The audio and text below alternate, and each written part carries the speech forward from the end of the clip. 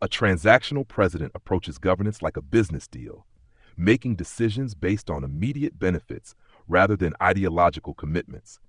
This approach can be a breath of fresh air for those tired of partisan gridlock, but it also raises concerns about the long-term consequences of decision-making driven by short-term gain.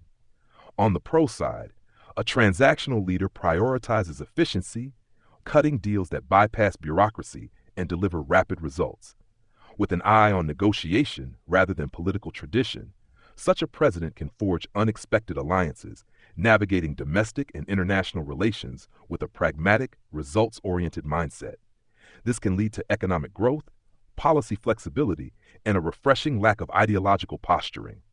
In foreign policy, a transactional approach allows for adaptive strategies, negotiating agreements that serve immediate national interests rather than being bound by historical alliances or long-standing commitments.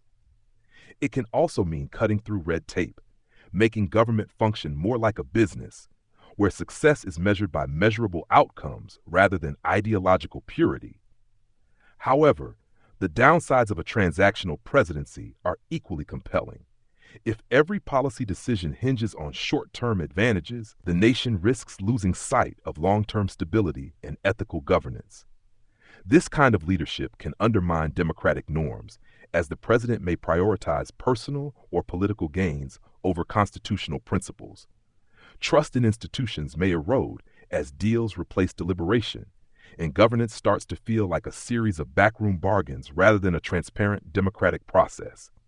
Diplomacy can also suffer when allies perceive the U.S. as unreliable, abandoning commitments the moment they no longer seem beneficial in the immediate sense.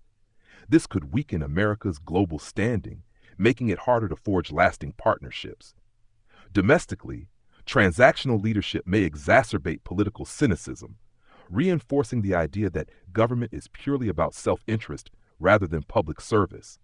While cutting deals may yield short-term wins, the absence of a guiding vision could leave the nation without a clear direction, leading to erratic policy shifts that create uncertainty in both domestic and international affairs.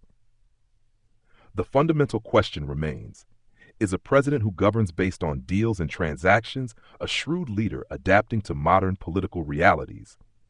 Or does such an approach reduce the presidency to a series of opportunistic gambits that weaken democracy in the long run?